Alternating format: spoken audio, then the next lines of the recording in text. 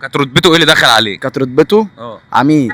انت في سنه كام؟ ثالث سنه. حلو، ثالثه ثانوي. تمام. انا عايزك تقلد لي العيال بتوع الشرطه المدرسيه عملوا معاك ايه؟ واحد دخل عليا كده بيقول لي انت بص لهم هنا وقول لهم. واحد كده شكله قفل كده ما مش طايقه اساسا، داخل يقول لي ايه يالا ايه اللي انت عامله في شعرك ده؟ ايه شعرك ده؟ ما ينفعش تخش.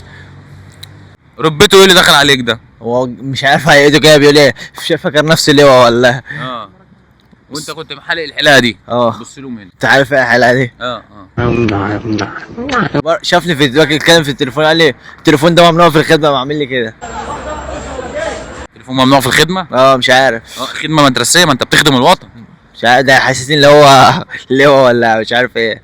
شكرا جدا ليك حبيبي. العيال في متقمصه الدور في الشرطه المدرسيه. اخش بالحظاظه والسلسله يقولوا لي ايه ده وياخدوهم مني. ما تقلعوش يا عم. وهو زميلك؟ هو زميلي وبيطلع يقعد معايا في الفصل وينزل تحت يعمل نفسه ما يعرفنيش. متقمص الدور. حاسسني اللي هو لواء. ايه ده؟ وبشنبات زي ما بنشوف. شنبات ايه ده؟ خط اعداد المعفن. احكي لي بقى المواقف اللي حصلت جوه ايه؟ اخش عليا. قلدهم، عايزك تقلدهم. ممكن تنزل قلدهولي بقى، يلا. كنت واقف في الطرقه فوق قدام الفصل، استني البنات تطلع وبتاع، عليه طالع لي خش جوه. خش يا بابا جوه. خش جوه. خش جوه. انت مين انت؟ مدير المدرسه هو ولا ايه؟ ما اعرفش هو مين، يجي يقول لي خش جوه ويجي ياخد مني حظاظه وياخد مني الخاتم والسلسله انا واخدها منه بالعافيه. والله العظيم حرام. اهي. فهو بيعمل ايه؟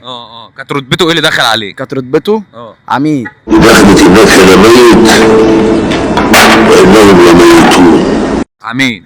دي دخلت عميد. عميد شرطه. ده مش عميد شرطه مدرسيه. استحاله يكون امين شرطه. عميد شرطه مدرسيه. ومعلق شرطتين ونجم على كتفه. كابتن يلا يا كابتن عفاف. شرطتين ونجم. كل شويه يمشي يشيلهم ويحطهم. وبيمشي ازاي؟ قلدوا لي وهو ماشي.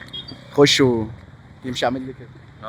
خش جوه يعمل لي كده. بيخوفني.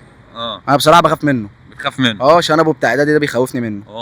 تحب تقول لهم ايه؟ توجه لهم رساله هنا بما انك مش عارف تعمل معاهم حاجه في المدرسه، فتقول لهم ايه؟ هستناكوا بره المدرسه.